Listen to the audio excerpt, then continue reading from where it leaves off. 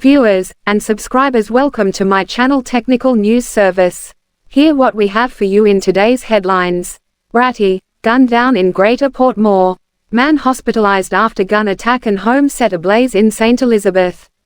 Alleged robber identified using finger left at crime scene charged. Teenager among two charged with housebreaking in Olympic Gardens. Also in the news, man drowns in Clarendon Pond. Anne-Marie Vaz condemns double murder. And, teachers strike on pause. Please remember to like, share, comment and subscribe to my channel. Also hit that notification bell so you can be the first one to get notified when we drop a new video. Stay tuned for details.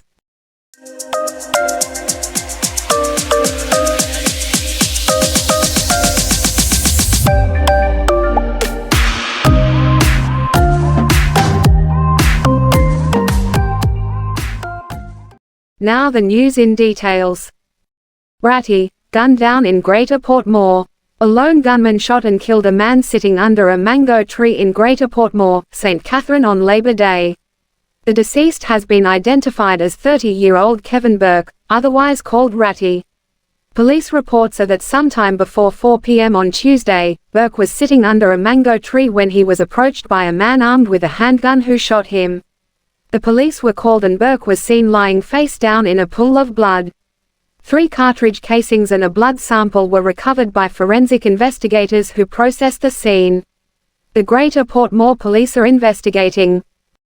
Man hospitalized after gun attack, home set ablaze in St. Elizabeth. A man was rushed to hospital on Saturday after being attacked by gunmen at his home in Gvnn, St. Elizabeth. It is reported that the man, who was shot several times, pretended to be dead in an attack which saw the gunman also reportedly set his home ablaze before making their escape in a waiting motorcar. Emergency responders who were alerted to the incident arrived on the scene shortly after 1 p.m. The one-bedroom home was destroyed by the blaze. The St. Elizabeth police are investigating the incident. Alleged robber identified using finger left at crime scene charge. A 52-year-old man who reportedly shot off one of his fingers while robbing a woman in St. Andrew last year has been charged after police nabbed him using prints from the severed finger. Herbert Ricky Wallace was arrested on May 17 and charged on May 25 with robbery with aggravation, possession of a prohibited weapon and unauthorized possession of ammunition. Wallace, who is from Riverton Meadows in St. Andrew, was named in the Jamaica Constabulary Force's Wanted Wednesday campaign. Reports are that about 8:45 p.m. on November 28, 2022, the complainant was at her business establishment when she was pounced upon by Wallace and his accomplice who robbed her of $60,000. During the robbery, Wallace's gun went off and his left middle finger was severed from his hand, causing him and his accomplice to flee the area, police reports say. While the police processed the scene, they retrieved the finger, which was later cross-referenced with the fingerprint database. Wallace is identified as the alleged perpetrator. He was formally charged after he was pointed out on an identification parade and is scheduled to appear before the Corporate Area Gun Court. The police say the accomplice is still being sought. Hunts Bay Criminal Investigations Branch probed the matter. Teenager among two charged with housebreaking in Olympic Gardens. A 27-year-old man and a 17-year-old boy have been charged over the alleged theft of food items worth $190,000 from a house in their Olympic Gardens community on May 12. Charged along with the teen is Antoine Perry of Largy Road, Kingston 11. Reports from the Hunts Bay police are that about 2:30 p.m., Perry and the teen gained entry through the rear door of the house and proceeded to steal television sets, among other items. They then allegedly stole food items from an adjoining shop, with an estimated value of $190,000. They then reportedly made their escape in the area. A report was made to the police and an investigation launched. Perry and the teen were arrested later on the day of the incident. The teen was charged on May 17 while Perry was charged 5 days later. The police say their court dates are being finalized.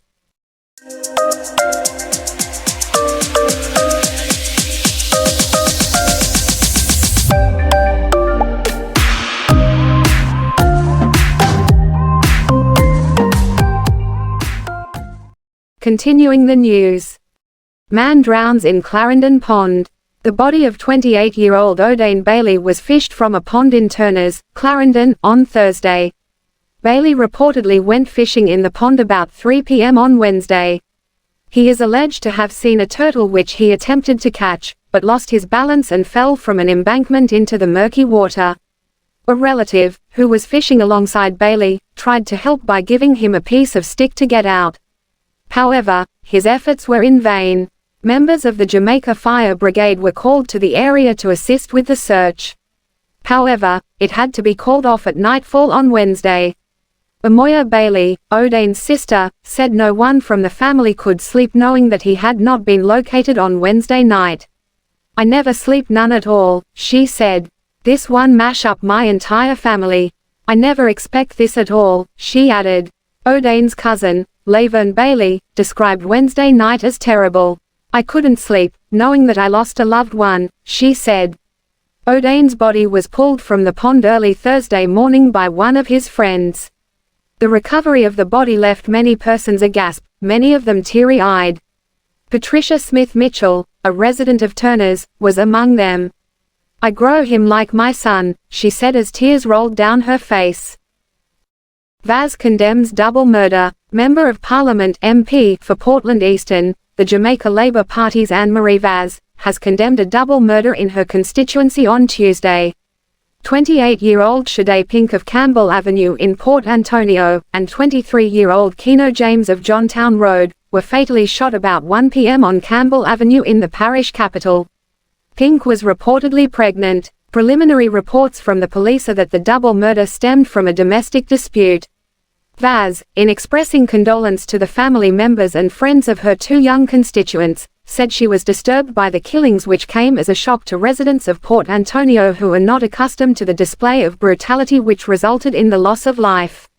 "There was a time in Jamaica that hoodlums would not contemplate attacking a woman, much less fatally wounding a woman who was from all reports expecting to give birth in the coming weeks," said Vaz.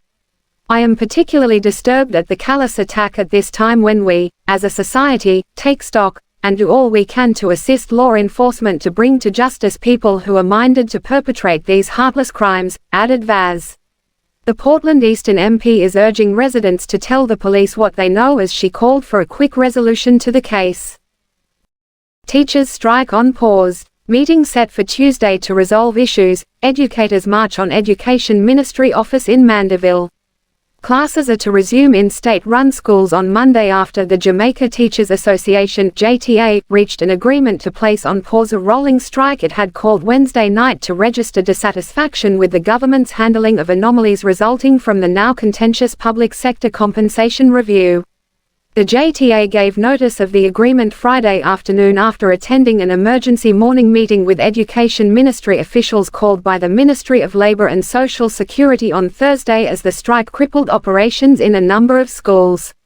The pause in the industrial action is to facilitate a meeting between both parties, as well as the Ministry of Finance and Public Service scheduled for Tuesday, May 30 at 10 a.m.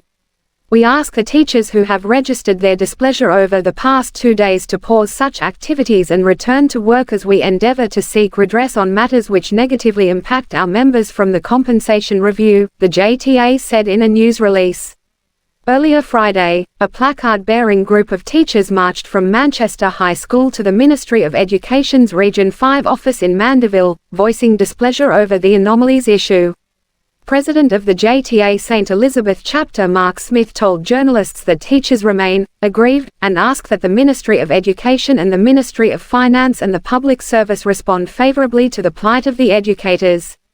"We are asking that both ministries take the opportunity to engage with the President of the JTA and to listen to the concerns of the teachers of this country. We have been, for too long, asked to hold strain, and it is very important at this point that we register our concerns and how it is that we feel," he said. Smith pointed to the widespread debate over the massive salary increases granted to politicians which has enraged many Jamaicans. "We really feel that we are being left behind, especially against the backdrop of the recent controversy surrounding salaries with our political directorate. We have no beef and we have no problem with our politicians deserving a raise, but we also believe that the teachers of this country deserve a raise that reflects the work," he added. He said there are problems with payments made to teachers since the conclusion of negotiations in the compensation review. We want people to be held accountable for this type of inefficiency, and it has impacted the life of our teachers in such a dramatic way. Many of our colleagues are unable to pay their bills, said Smith.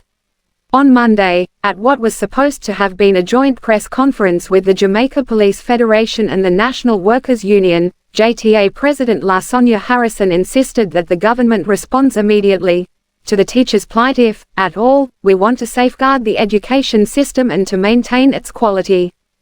She argued that the restructuring exercise undertaken by the government has had a negative impact on the emotional, mental and financial well-being of teachers, and has particularly impacted senior teachers with up to 40 years of service, the regular classroom teacher, as well as those serving with the post of special responsibility, and vice principals. Haste, they say, makes waste. The government of Jamaica claimed it had to make payments prior to March 31, 2023. All teachers were not paid prior to or by that date. This was not the position employed for all public sector groupings. With the moving goalpost payment of teachers' salaries announced by the Ministry of Education and Youth, there was a call for us to be paid our regular salaries, and retroactive sums be paid by a supplementary pay cycle. The narrative persisted why that could not be. The insistence of paying the teachers in an atmosphere of haste has resulted in several teachers from then not receiving their fair due, be it small or great, Harrison said. She also said several discrepancies and anomalies surfaced from the first payment received in March-early April for some individuals, and yet there were teachers who went on Easter break not having received salaries. Harrison said the JTA had anticipated that the discrepancies would have been dealt with through the payment that would come in April 2023, but that did not materialize, noting that prior to that she had continued to raise the concerns. Our public calls have fallen on deaf ears, and subsequently, we wrote the Ministry of Finance and Public Service on 18 April, 2023, highlighting the anomalies arising from the MOU concluded between the Government of Jamaica and the Jamaica Teachers Association, March 13, 2023. Harrison said, in that letter the JTA requested an urgent meeting with the Finance Ministry to establish a technical committee to deal with the anomalies, but there was no response. She said the Education and Youth Ministry subsequently made contact and a meeting was arranged, at which all the anomalies and discrepancies were noted and the JTA directed to write another letter to the Finance Ministry, done May 17, 2023, outlining outstanding matters regarding the compensation review. That's the end for today's news. Hope we keep you informed and thanks for watching. Until next time, keep safe out there and have a great weekend.